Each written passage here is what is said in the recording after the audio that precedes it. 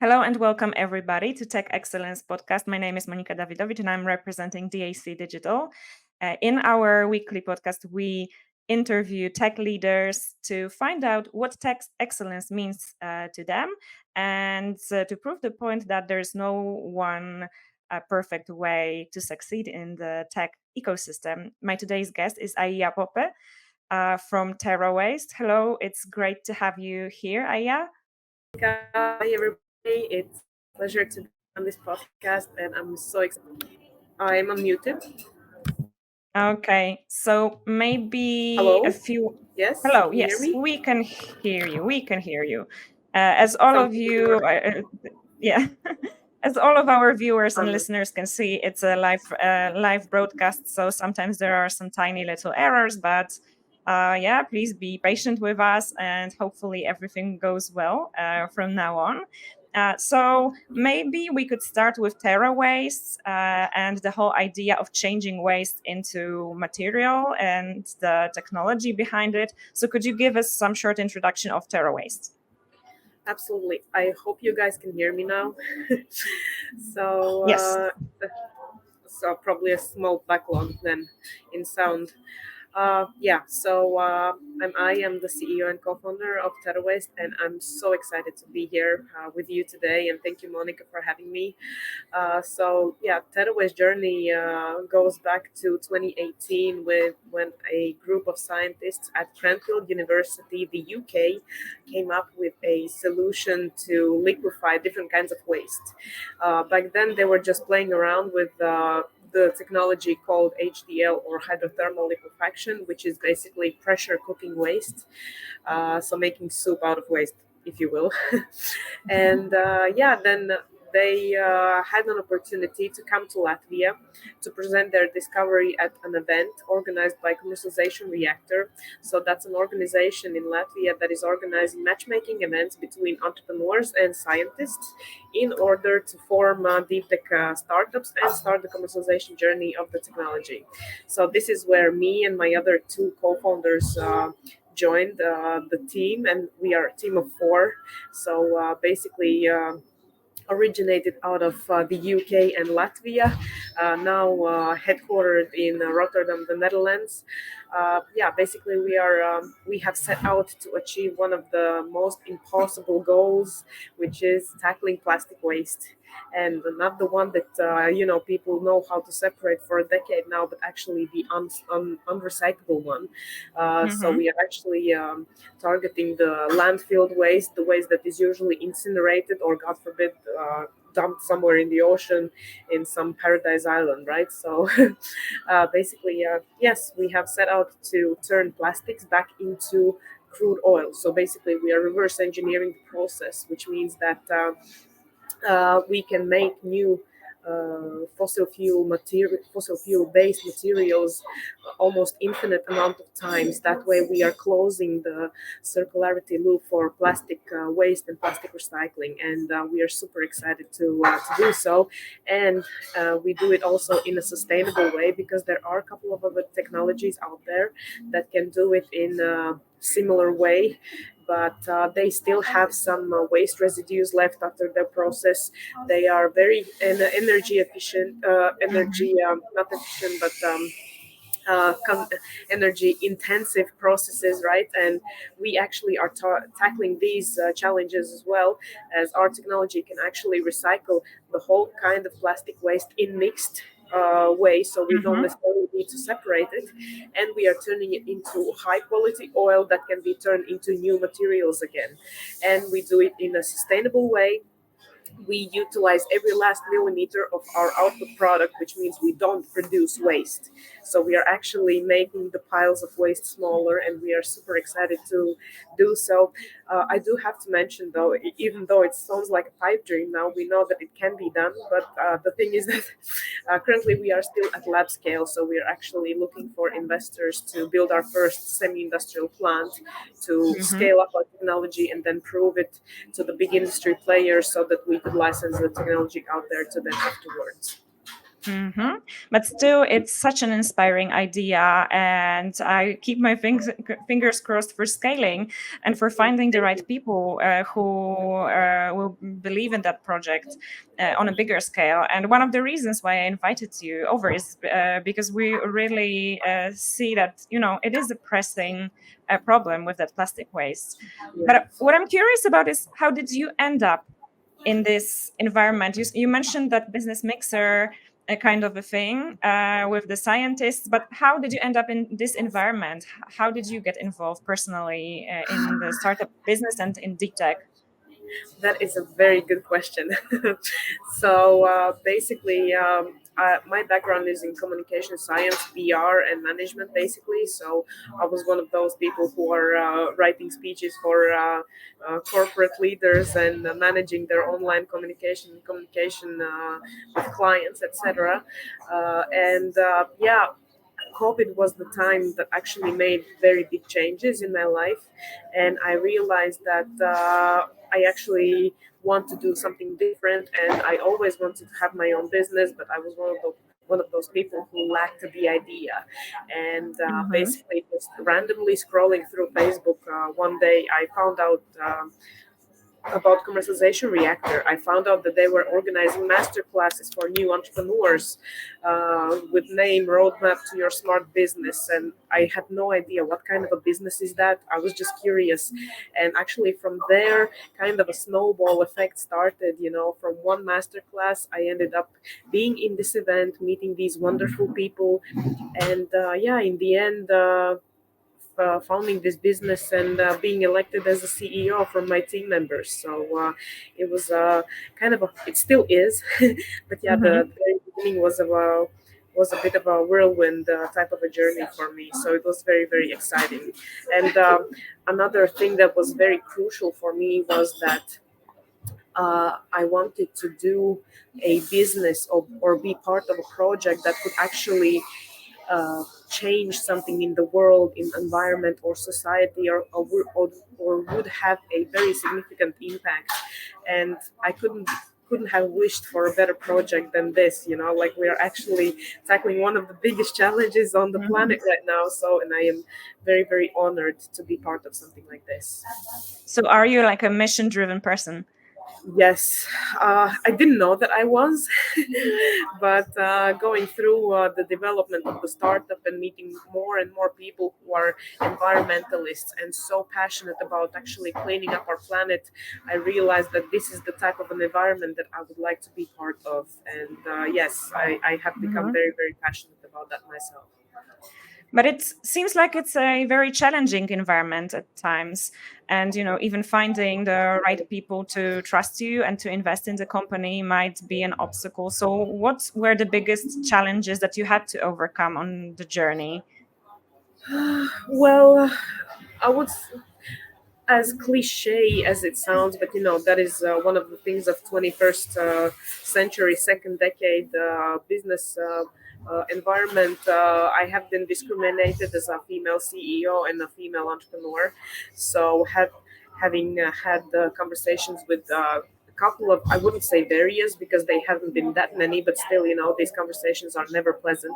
So with a couple of Mm-hmm. VCs, couple of potential clients, even I have had conversations where I have been talked across. You know, like if it's me and my colleague, male colleague next to me, then you know the questions would be directed to him. Mm-hmm.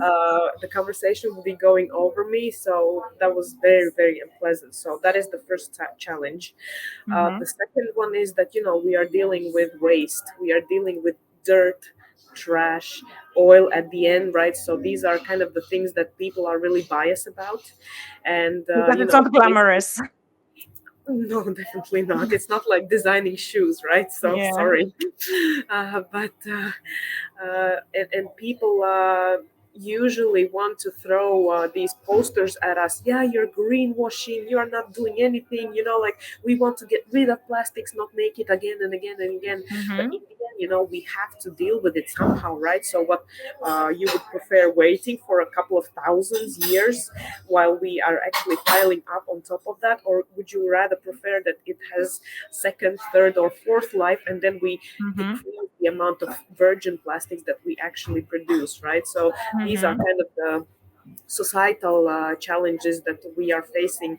And of course, as any deep tech startup, the technology development and attracting funds, that's just a never ending story. But that's basically for everybody. So Yeah, but usually the software-based startups have it easier because of much shorter, yeah, cycle of yeah, I mean, development. And you can survive on a couple of boxes of Red Bull and coding for a couple of months, and boom, you have a business, right? So it's not that easy with technology based startups. Yeah. Yeah, back in the day, I was moderating a panel discussion about the deep tech investment, and I asked the audience. It was at quite a big industry event, and I asked the audience if there are any deep tech startup founders, and a few people raised their hands, and I asked, "Is it easy?"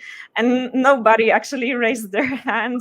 No, it's not So yeah, easy. definitely. And even when I was researching some material for the panel discussion, I asked the investors that I know, like, what's exciting about deep tech? And I said, like, nothing really. So you really need to believe in the idea Yes, definitely. to actually invest in something that might take years to actually Yes. return the investment. So Yeah. I mean, with deep tech, it's slightly challenge in a way challenging, and on the other hand, it's a game of patience, right? So mhm, the technology, once you start raising VCs and slightly bigger amounts of money, you have an understanding of what this technology can actually do, and then it is up to you to prove to the investors that it will work at a large scale and even larger mhm, scale.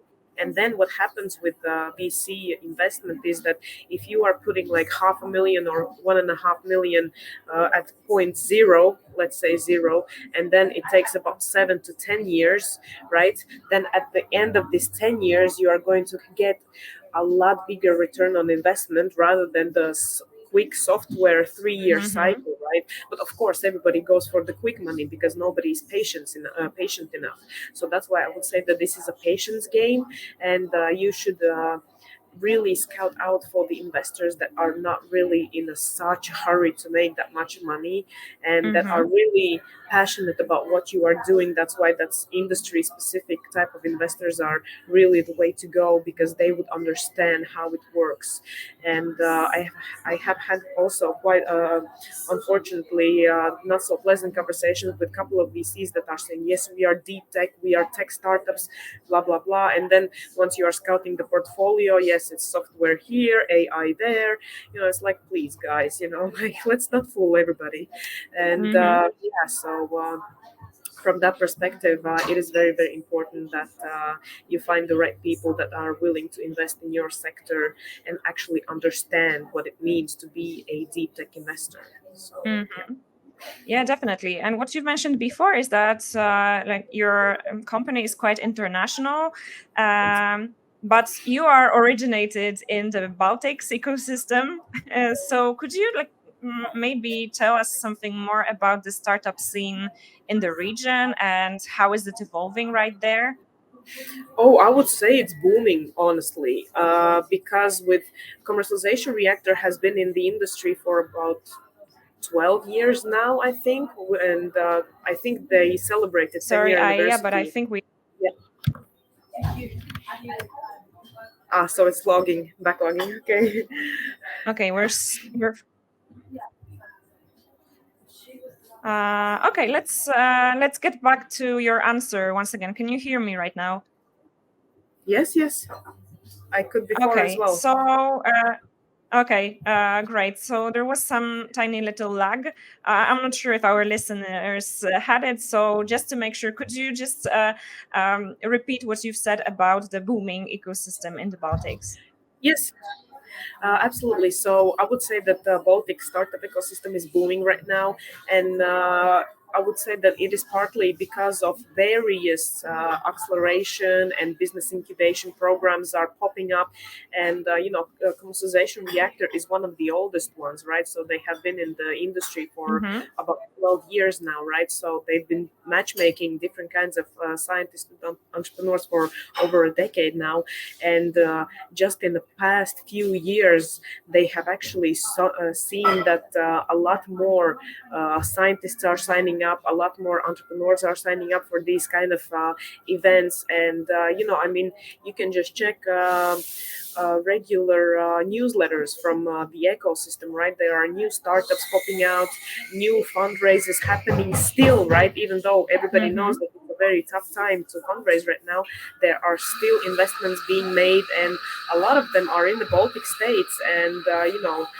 us having a few unicorns in the industry already, right? So it's becoming better and better every time. So each year, that is. So I would say that it's going really well, for sure. And if there was anything you could advise to the companies that want to enter the Baltic region, are there any differences from the other parts of Europe, or anything important to know, or maybe some kind of organizations or soft landing programs in the region that support the founders from the other regions to come and enter the market? Uh, I have kind of mixed feelings about this. My first question would be why Baltics? Aren't there bigger markets that you can, enter to? If But if you say that no, Baltics is the way to go, and we actually want to go there, and we have a niche product that would be like Maybe perfect for from you the guys. neighboring regions. Sometimes that's Yes, exactly. the way forward. Yeah, to expand slightly to the neighboring regions, for Exactly. example. So I would probably like we have LIA, LIAA, the government support program, which actually is scouting out for partnerships all over the globe. So we have companies from Japan coming to Baltics to make partnerships with local startups, local companies, and even governments around Latvia. The same thing happens in Estonia and Lithuania as well. So I would say that it is worth scouting out for these kind of not companies, but governmental institutions, because that's the first way how to actually approach, because they are kind of the connection between outside government and also the local ecosystem, right? So they would be the way to go from that perspective. And second is, make a visit to the events in Baltics, right? So we have so many wonderful tech conferences, events, investor events, even, right? So go and pitch and make introductions and network, and Baltic ecosystem is relative. Well, I wouldn't say it's big, right? So because in two call range you can reach almost anybody, which is kind of a positive thing, which means that if you can get connected to the right person, they will introduce to you with 100 more, and then basically in a week or two you have scouted out the whole Baltics, and then you know where to land and who to talk to. So I would say that these are the couple of suggestions from my side. And I think that definitely proves the, I would say, hypothesis that, networking is the key, and getting to know as many people in the industry as possible, and maybe creating a circle around you, a circle of connections, or maybe even joining a community there. Like, that's what actually it all comes down to. Yeah, just talking to as many people as possible, and checking how they can support you, and how you can exchange the skills and connections that you have. And I think, like, the thing that you mentioned about that, events connecting business people and scientists, that's the way forward, especially that it is extremely difficult to connect the scientific approach and the business approach. And at DAC we have like 16 years of experience in that, but it is a challenge for a lot of companies to like balance out both of those approaches.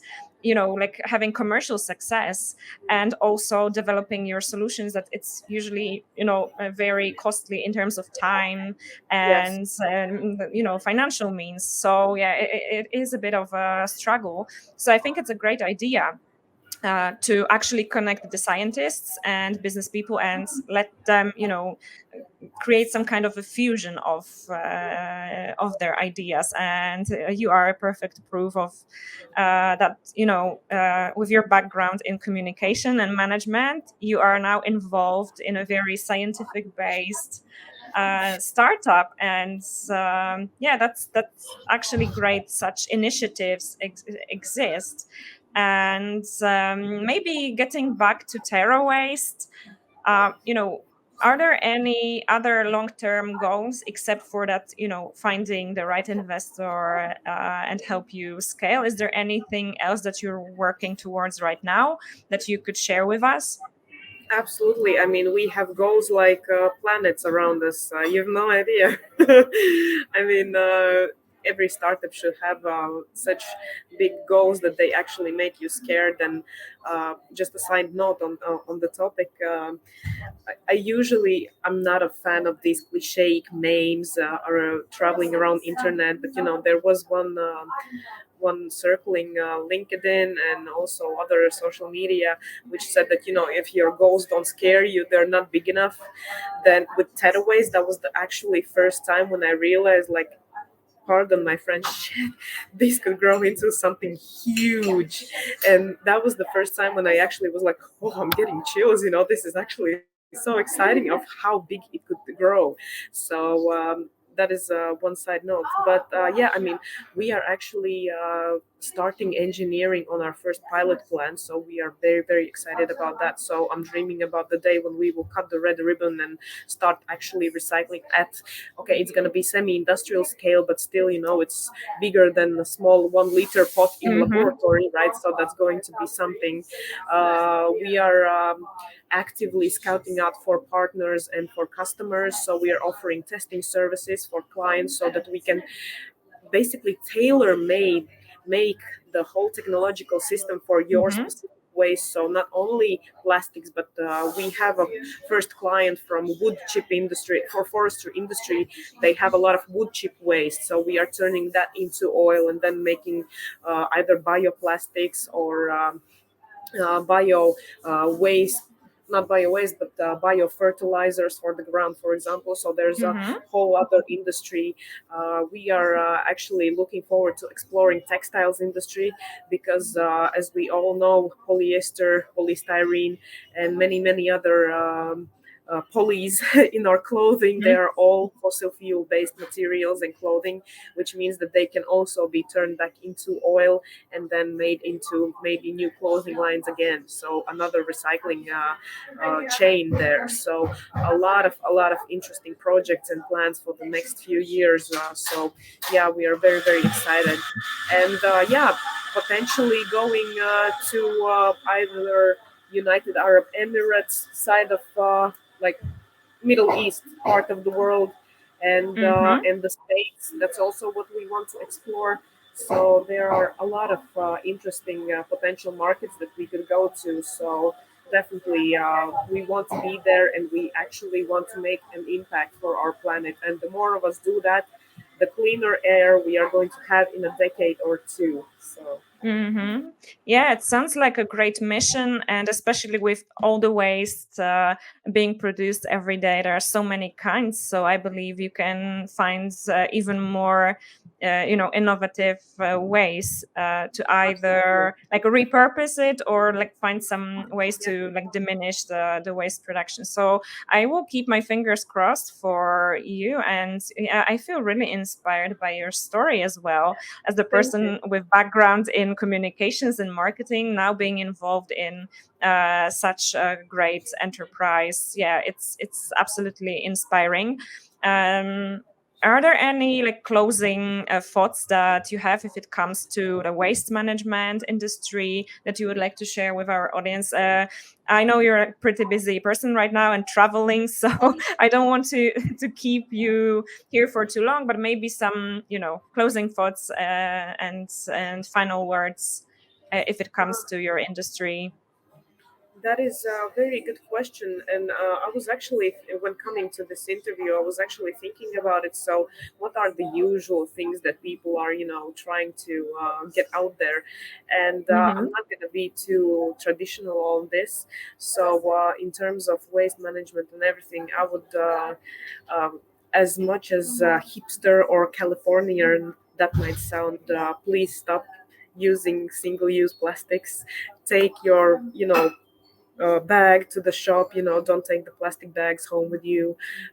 Just be a little bit more mindful about how much waste you are generating yourself, because everything starts with this person right here in the mirror, right? So think about how you are dealing with your everyday grocery shopping, for example. um, that would be one thing. Another would be, if you have an opportunity to be part of an initiative at your local, I don't know, municipality, city, town, wherever.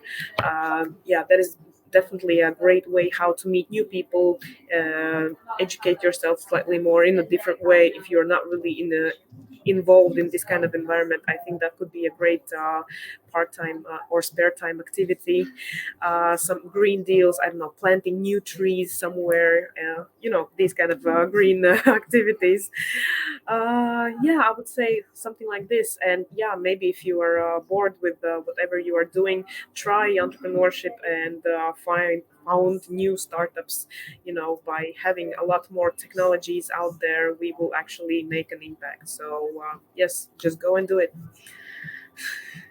That sounds really powerful, and it seems like a tiny little thing. And sometimes, we struggle with this thought that as consumers, we don't really have act. But as you've mentioned, like every little step matters, and it's one thing that the companies like yours can deal with plastic waste in one way or another. But the other thing is that like we shouldn't keep producing anymore, especially that Exactly. there is this debate that for some cases the plastic is actually necessary, for example like the straws or something like that for people with disabilities or something like that. Yes. But if we have to, why don't we just use the plastic that's already there? Yeah.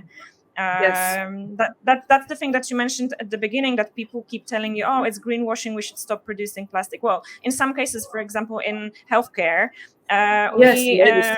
we need the single use things. Yeah, Yes. so I think it's a better choice to try and transform it into the material, back into the material, and put it back in the system, than just to wait for thousands of years until it disappears organically. Exactly. Yeah, so thank you very much for today's conversation and all the inspiring thoughts. Fingers crossed for like the future transactions with the Thank you. investors and developing your product. Definitely, I will link to TerraWaste's website in the description, and also reach out to Aiya if you have any more questions about TerraWaste or maybe the Baltic startup ecosystem. It was a great pleasure to have you here. Thank you once again. Thank you, Monica, for having me. I'm so inspired by ladies like you who are having these talks, because the people have to be informed. So thank you so very much, and thank you guys for listening as well. Okay, so everybody have a great day, and I'll speak to you in another episode of Tech Excellence Talks. Bye.